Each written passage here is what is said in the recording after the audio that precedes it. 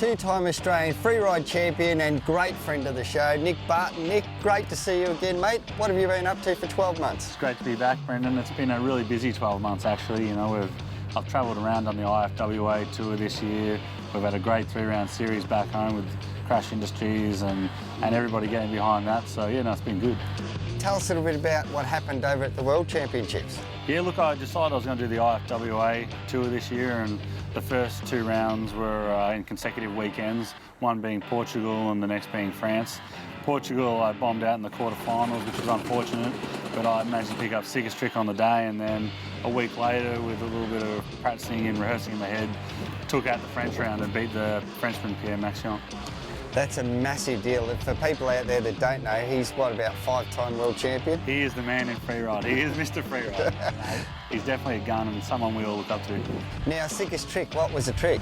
It was a 720 flat spin. It was the first time I'd actually performed the trick, and I was fortunate enough the conditions were right. You would have looked like a helicopter going around. Pretty much. You go round and round. I had no idea where I was at one stage. Just managed to land straight and thought I was pretty good. Yeah, I'll claim that. Does it now look like the rest of the world's starting to look to Australia for free riders, do you think? Oh, they definitely are. They're seeing the kind of rides we're producing and the type of events we're riding at, I think, have had a lot to do with it. And it's something that, you know, I think we're maybe a little understated in the beginning, but after this year, everyone knows that we're, you know, a power to be reckoned with. For someone of your ability, you could just come off and reel off Australian championships time after time, but why do you actually put a little bit more back into the sport? I think it's really necessary just to sort of justify, you know, the type of results we're getting, to get more people involved, sort of to help sort of grow the sport and develop the type of riding. And it's good for me too, because there are a lot of guys coming up through the ranks that are really good riders, and they're doing a lot of manoeuvres that even I'm having to try and get my head around, which is good for everybody. You know, competition breeds really good riding. There's just mountains of opportunities there, and a lot of the young guys are getting right into it. And for somebody that might be a novice at jet skiing themselves, is it a matter of, you know, first learning the fundamentals of riding a jet ski and then being able to handle that really well first? Like, how does it evolve? There's definitely a craft to it, because when you get in the surf, it's not like you can hit the pause button when those waves start rolling in and you want to get out of the way. If you can't, you can get into quite a lot of strife and a bit of trouble.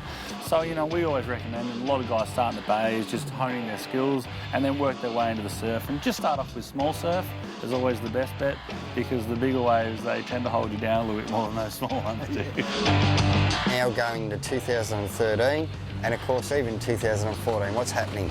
Well, we had such a successful season last year running our Australian titles in conjunction with other events like surf slams and rip and rides. We held the final round at Portsea, and that was our standalone event, the Huck and Hold. And, you know, a lot of people came to those events, had a lot of fun. The sponsors really felt they benefited from it. So this year we're looking at doing the same thing again, but in some type of summer series type setup. So for the Victorian people out there that want to know when that event's on, what's the best way to find out? The best way is to get on a site like ozfreeride.com. That has all the information on all the events coming up, all the social days. They can then put you in touch with our associations in each state, and that way you can sort of get into the network and know what's coming up. Well, mate, all the best for 2013. No, thanks. And look, I don't want to take too much credit away. I think the show's definitely helped, all the websites, all the industry. It all really helps our sport, and it's good to see. Thanks, buddy. No worries. It's easy.